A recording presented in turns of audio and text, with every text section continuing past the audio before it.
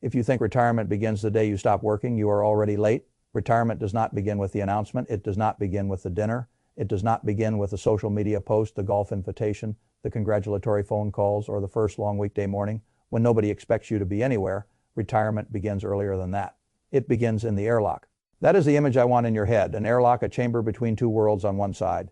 You lived in the world of payroll. Checks came in, benefits arrived through work. Taxes were mostly withheld before you had to think about them too much. Health insurance had a company attached to it, income had a rhythm, the machinery of your life was connected to an employer, and because it was connected, a great many decisions were made for you before you ever woke up. On the other side sits retirement, a world that looks peaceful from a distance and can be beautiful if entered properly, but a world where the pressure system is completely different. Income does not simply arrive because you showed up. Now you must decide which account pays you. Health coverage is no longer somebody else's problem. Taxes stop being background noise and become architecture. Beneficiaries matter, estate documents matter, Medicare rules matter, survivor income matters, required minimum distributions matter, cash reserves matter, timing matters, sequence matters. That is why I say retirement begins in the airlock. Before you open the outer door, you must seal the chamber. Most people do the opposite. They retire first, then they tell everybody, then the celebrations start, then the travel plans start, then the helping the family promises start, then the spending starts drifting, then somewhere between month 6 and month 18, they discover that retirement is not mainly a break from work. It is a transfer of responsibility. That is the part almost nobody says clearly enough. The source material, stripped to its most valuable core, is making exactly this point. The first 12 to 24 months of retirement are structurally decisive, and the people who quietly upgrade the invisible systems before the social pressure begins are the ones who keep more money, make better decisions, and feel calmer for the next 25 or 30 years. File site turn 53 file 0 Fay. That is what I want for you. Not a retirement that looks free and feels fragile. A retirement that is structurally sealed before the world has time to lean on it. The first seal in the airlock is what I call the withdrawal map. While you are working, saving feels morally simple. Earn, contribute, delay spending, max the account if possible. Let the balance rise. The virtue is accumulation. The moment you retire, the virtue changes. Now the question is not how much can I put in. The question is what do I take out, from where, when, and in what order. That is a different game entirely. Most people are still holding the bulk of their wealth in the obvious place by the time they stop working. A traditional IRA, an old 401k, rolled into the same structure, tax-deferred money, convenient money, familiar money, so they do what frightened people always do when complexity appears. They default to the nearest drawer and begin pulling. That is how decades of tax damage begin. The source material is exactly right here. The first year of retirement is when you set the tone for which accounts are tapped first, when Roth conversions make sense, how taxable income is managed before required minimum distributions force your hand later, and how Social Security and Medicare interact with that decision. File site turn 53 file 0 Fay. I have seen too many people pull heavily from the easiest account, then act surprised when those withdrawals stack with Social Security, lift taxable income, and quietly set a rhythm that becomes expensive to reverse. They tell themselves they were just spending their own money. Fine, but your own money is not one tax bucket. It is a set of different buckets, each with a different future consequence. That is why you need the map before the first withdrawal. Not later, not after the first tax season, not after the first year when you say, we probably could have done that better. The reason this matters so much is simple. The earliest retirement years can be a golden window. Income may be temporarily lower. Required minimum distributions have not started. Social Security may not have started. The tax brackets can be wider than they will be later. Once you waste that window, you do not get it back. A man who walks through the airlock without a withdrawal map is not free. He is improvising, and improvisation is too expensive when the next 30 years depend on the order of the next 12 months. The second seal is what I call the coverage bridge. If you retire before Medicare age, the old employer world ends first and the new medical world does not yet fully begin. That gap is where people get hurt because they underestimate how financially violent health coverage can become once the company stops carrying part of the weight. The source material says this cleanly. If you leave before 65, employer coverage ends and you need a bridge to Medicare. And the cost of that bridge depends not only on the insurance market itself, but on how your income is structured during those years. Marketplace subsidies can still matter in 2026, but they are linked to income management, which means the withdrawal strategy and the health insurance strategy are not separate discussions at all. They are one machine. Fay turn 53 file 0 Fay. This is why I tell people that health coverage in early retirement is not an insurance problem. It is a systems problem. If your withdrawals are sloppy, you can inflate your income enough to lose subsidy value. You could have protected if you default to COBRA. Because it feels simpler, you may be paying for convenience with thousands or tens of thousands of dollars that never needed to leave your future. None of this is glamorous, which is exactly why it gets postponed. That is a mistake. A bridge is never exciting. Its value appears only when there is no other way across. The family that models its early retirement income carefully, aligns the bridge with tax strategy, and understands the interaction before the last paycheck arrives will cross with much less stress than the family that retires first and says, "We'll figure out health insurance next month." Next month is often too late for clean thinking. The airlock demands clean thinking. Now the third seal is what I call the lifetime tax frame. Most people think of taxes 1 year at a time because payroll trained them to think that way. Some money came out of each check. A refund or a balance due arrived in April. Life continued. Retirement punishes that mentality. The source material is right to insist that retirement tax planning is not about the return you file next spring. It is about the next 25 to 30 years. Bracket filling, Roth conversions, capital gains harvesting, IRMA management, all of it begins in year 1 because the first decisions ripple forward. Faithful site Fay turn 53 file 0 Fay. That is why I do not like the phrase "my tax bracket in retirement," unless it is attached to the phrase "for the rest of my life." A retirement tax plan is not a single-year trick. It is a lifetime choreography. One spouse alive versus 2, required minimum distributions later. Social Security timing, Roth versus traditional balances, capital gains windows, Medicare premium cliffs. The sequence matters more than any single year. A person who understands this can look at a modest Roth conversion and see not only the tax bill this year, but the compressed brackets that may hit a surviving spouse later. He can look at a year of lower income and see not relief alone, but a chance to reposition the whole future. He can look at taxable brokerage gains and ask whether harvesting now helps later pressure. He can see the tax code not as punishment, but as terrain. That is adult planning. Most people postpone this because they want retirement to feel like relief. They do not want to think strategically the moment work ends. I understand that emotionally. I reject it structurally. If you refuse to think at the exact moment the system changes, the system will think for you, and it will not think kindly. The fourth seal is what I call the name on the paper. This is where retirement becomes painfully real, because it forces a question many people avoid for decades. If I disappear unexpectedly, does the money go where I believe it goes? The source material is absolutely right here. Beneficiary designations are often ancient, untouched, and far more powerful than people realize. Because the form on the account can override the noble language sitting in a will or trust, an ex-spouse, an omitted child, minors receiving assets in tax-inefficient ways, unnecessary court friction, ugly surprises at the exact moment a family is most vulnerable. All of that can flow from one outdated line on one forgotten form. Faithful site Fay turn 53 file 0 Fay. I have never liked paperwork theater. If the paper controls the money, then the paper matters. Sentiment without aligned designations is just delayed confusion. This is why retirement is the perfect time to upgrade beneficiaries. The accounts change, the balances are larger, the tax stakes are bigger. The family structure may be completely different from when the original forms were signed, and because retirement often concentrates wealth in fewer large accounts, the damage from a bad designation becomes more severe, not less. One updated form can prevent months of conflict, years of tax inefficiency, and a kind of emotional injury a family never forgets. The source material gives 2 examples in opposite directions. One where outdated designations created court friction and tax waste, and another where last-minute updates allowed assets to move cleanly and exactly as intended. That contrast is the entire argument. Fay file a site, Fay turn 53 file 0. Fay retirement is not the time to trust memory. Retirement is the time to align the paper with reality. The 5th seal is what I call the dead hand upgrade. This is the broader estate framework.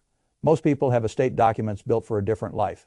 Young children, smaller balances, simpler assets, different wishes, different spouses, different risk. Then 15 years pass. 20.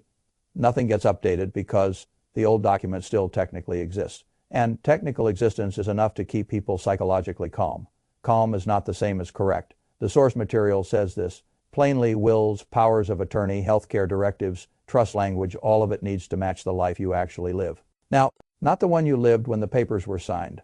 Fay file site Fay turn 53 file 0. Fay retirement changes the whole picture. Income sources shift, account types change. Who depends on what changes? Which decisions need legal authority changes? A stale will is not harmless just because it has your signature on it. A stale power of attorney is not wise just because it exists in a drawer. A stale healthcare directive is not protection just because you once meant well. The dead hand of your instructions must fit the current shape of your life. Otherwise, the system fills the gap with courts, default rules, louder relatives, and clerical interpretations made under emotional strain. I dislike all of those substitutes. So should you? One of the strangest failures in personal finance is how many people work for 40 years to build a life and then leave the legal structure of that life in old draft form because the updating feels tedious. Tedious is not a valid objection when the result of avoiding it is disorder after your death or incapacity. Retirement should make you cleaner, not foggier. That includes your documents. The sixth seal is what I call the protective skin insurance. Most people carry insurance packages built for their working life long after the working life has ended. Disability insurance when disability income no longer matters because the wage engine has stopped. Life insurance size for a dependent structure that no longer exists. Policies still on the books because nobody sat down and asked the impolite but necessary question. What problem does this still solve? The source material is right to frame this as right sizing, not elimination for sport. Some insurance becomes less relevant in retirement, some becomes more important. Disability often loses its reason for being once earned income disappears. Some life insurance may no longer be necessary if the spouse is already financially secure. But umbrella liability and long-term care risk can matter more than before, because now the assets themselves are exposed and the later years can carry large care events or lawsuit risk. Fay Filosite Fay Turn 53 File 0 Fay. This is the protective skin, not thick for vanity, fitted for function. The danger in retirement is paying old premiums out of new vulnerability.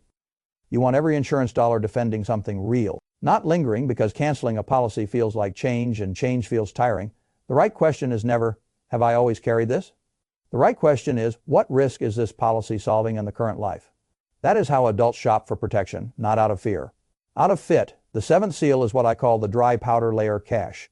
Ordinary people treat cash one way while they are working and another way when they retire, and most of them do both badly. When a paycheck is still coming, they often keep too little because work gives the illusion that the next inflow solves everything. Once retired, some of them swing to the other extreme and keep so much cash that they quietly starve their long-term machine while telling themselves they are being prudent. Others do the reverse. They keep too little and force unnecessary sales because something came up.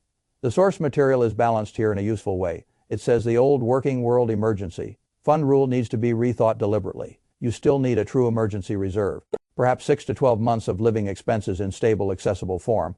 But then you also need known near-term purchases isolated separately so they do not ambush the investment plan. This is not about hoarding cash for sport. It is about stopping short-term needs from interrupting long-term assets at the wrong moment.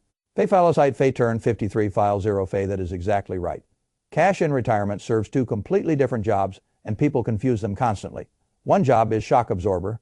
The other is planned, used staging. If you blend them together carelessly, the portfolio becomes the victim of normal life, a roof project, a car, a big trip, a health surprise, a family obligation. The asset sale happens at the wrong time, not because the plan was bad, but because the cash layer was intellectually lazy.